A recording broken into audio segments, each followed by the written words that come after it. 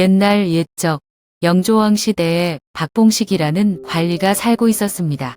그는 청렴결백한 인물로 유명했고 뇌물을 받지 않았으며 세욕에도 빠지지 않았고 권력을 탐하지도 않았습니다. 그러나 인생은 뜻대로 되지 않는 법. 가장 깨끗한 사람에게 가장 황당한 일이 닥쳐왔습니다. 그 이유는 바로 그의 아버지 박삼돌 할아버지 때문이었습니다. 박삼돌 할아버지는 이른을 훌쩍 넘긴 나이에도 불구하고 평생을 여자 좋아하기에 바쳐온 분이었습니다. 그의 병은 마치 불치병과도 같았고 하루라도 집에 여자가 없으면 난리가 났습니다. 마누라, 마누라 어디 갔어? 내 허리 좀 두드려줘야지. 마누라 없으면 난 못 산다고. 하루에도 몇 번씩 이렇게 소리를 질러댔고 동네 사람들은 이제 그의 목소리에 익숙해져 있었습니다. 그러나 어느 날 사건이 터지고 말았습니다. 그날도 어김없이 마당에서 마누라를 외치던 박삼돌 할아버지.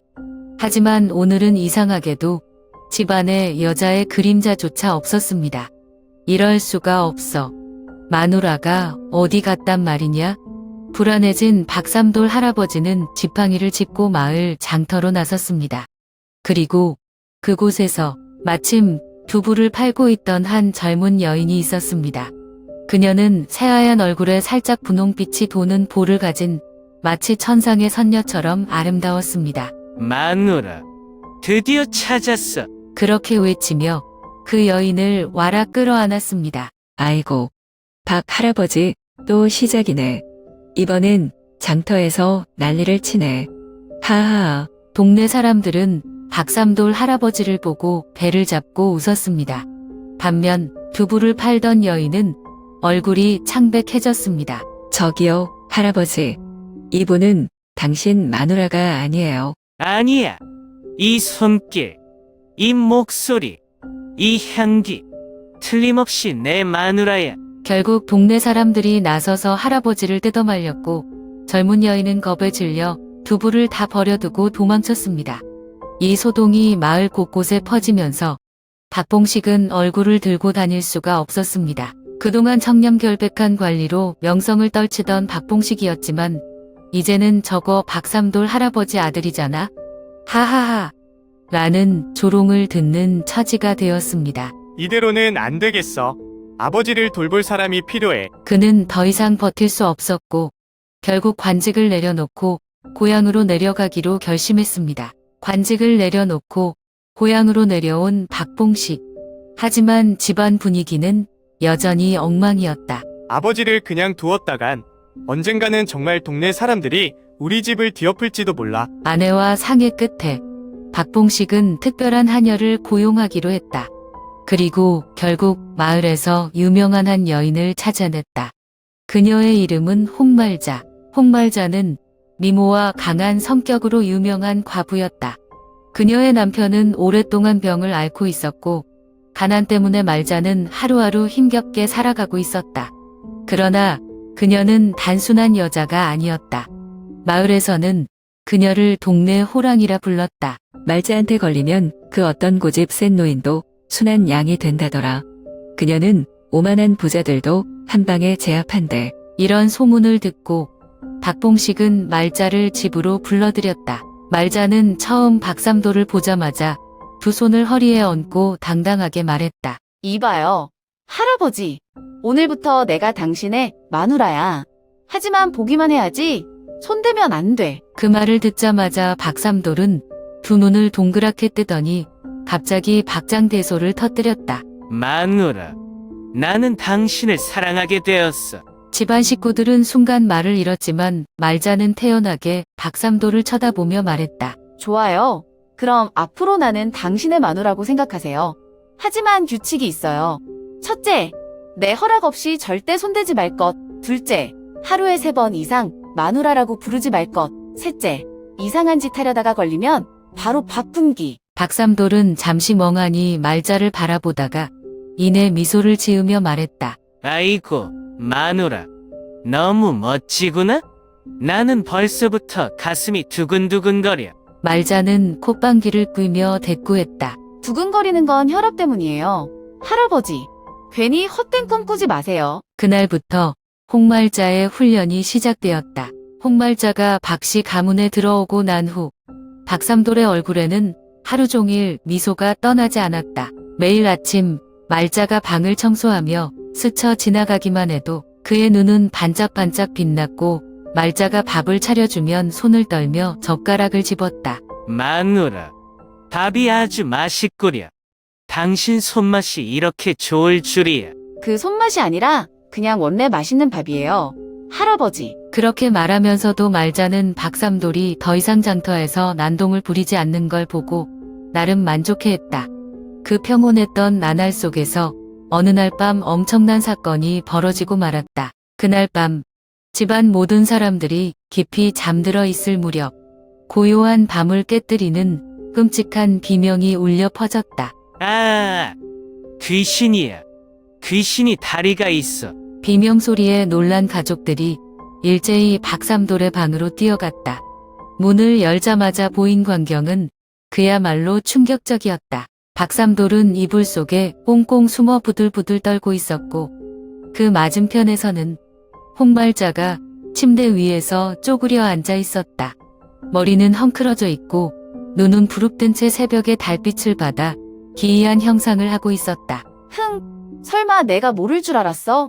밤마다 나 몰래 방을 기어 들어올 줄은. 뭐래고요? 아버지가 아니야. 난 그냥 마누라가 잘 자는지 확인하려고. 박봉식은 머리를 감싸 쥐었고 가족들은 어이없는 표정을 지었다.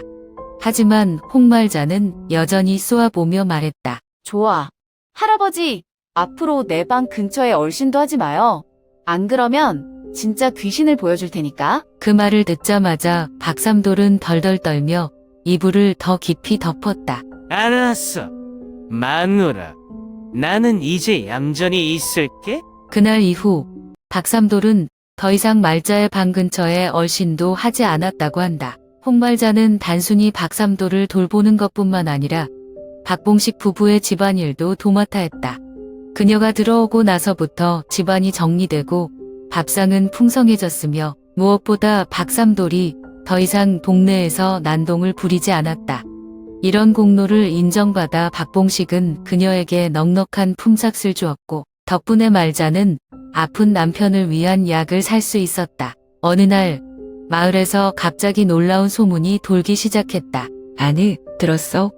홍말자의 남편이 갑자기 병에서 나았대.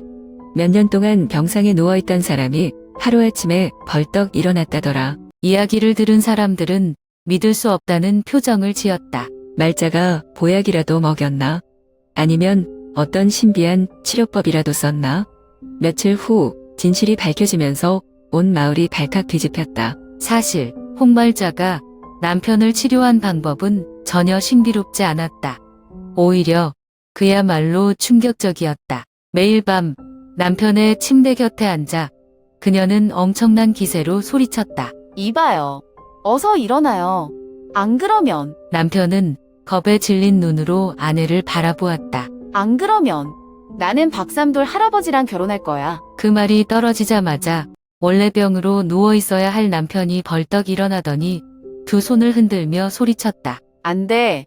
나는 벌써 나았어. 그 후로 남편은 하루가 다르게 건강해졌고 마을 사람들은 경악했다. 헐, 이런 방법이 있었다고?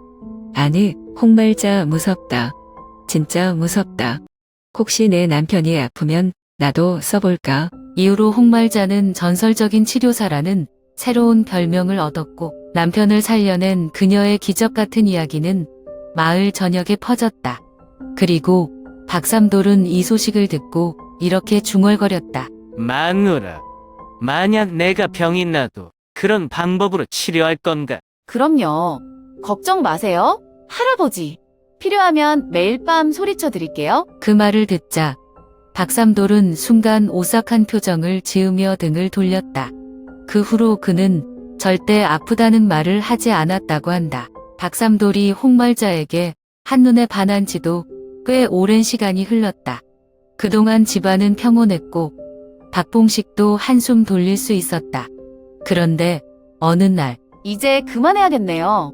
저도 남편을 돌봐야 하니까. 홍말자가 담담하게 말했다. 그 순간 박삼돌의 얼굴이 눈앞에서 밥상을 빼앗긴 아이처럼 변했다. 뭐라고? 마누라, 나를 버리고 가겠다는 거야. 버리고 가는 게 아니라 원래 제 남편한테 돌아가는 거죠. 홍말자는 짐을 꾸리기 시작했고 박삼돌은 그 모습을 보며 울상을 지었다. 그리고 마침내 홍말자가 떠나는 날, 박삼돌은 그녀를 따라 대문 앞까지 나왔다.